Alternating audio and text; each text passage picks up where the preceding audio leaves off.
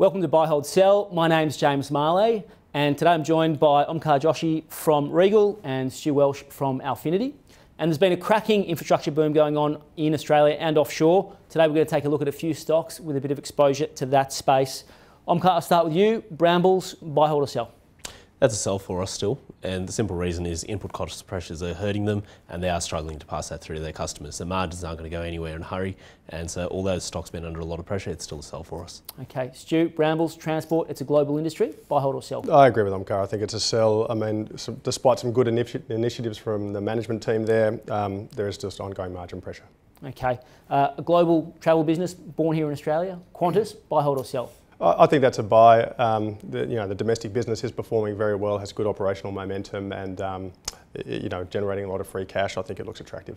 Okay, your boss labelled this the cheapest stock in the ASX 100 just a few weeks ago. Do you agree with him? Buy, hold or sell on Qantas? Yeah, look, I agree it is a buy here, but a lot of the good news is starting to get priced in, so we can't forget that. But the reality is domestic business is in fantastic shape, loyalty business is in good shape as well. So from that perspective, it's all good. The only risk is obviously fuel, and if oil prices do keep going up, at some point that starts to become quite a significant headwind. Okay. The one thing people are getting excited about in Australia is the East Coast infrastructure boom. CIMIC Group should provide good exposure. Buy, hold or sell? It's more of a hold. I guess the East Coast infrastructure boom is not really a new thing. Everyone's reasonably aware of that. And obviously CIMIC's, the margins improved over time. It's net cash now, but I guess a lot of that good news is already in the price, so it's more of a hold here.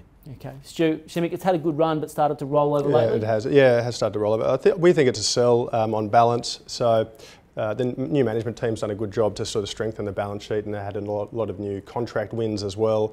But there's always the risk of cost overruns on a lot of those contracts. And in a tight construction market like we have now, we think there's some risk, particularly given the thin margins, for adverse sort of earnings impacts. So for us on balance, it's a sell. Okay.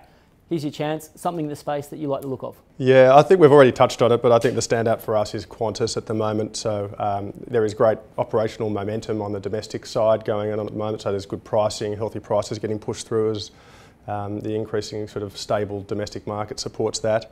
They're taking costs out of the business and made some operational changes that is improving performance. And the business is generating a lot of free cash, and so they've been buying back stock. They've bought back about 25% of their stock in the last few years. And as we roll through the next result, there's potential for a fully franked dividend as well. So we think it looks attractive. Yeah, alrighty. Omkar, you got something fresh, a new idea for us in this space? Yes, that's probably Reliance Worldwide. So they've raised capital recently and acquired John Guest in the UK. So now they've effectively become a global leader in push-to-connect fittings across plastic and in brass. So as a result of that, the stock's on 26, 27 times, but the reality is there is significant earnings growth to come through in the next few years. And it's got very strong management, very strong brand, and they are gaining share. So that's the one for us. Okay.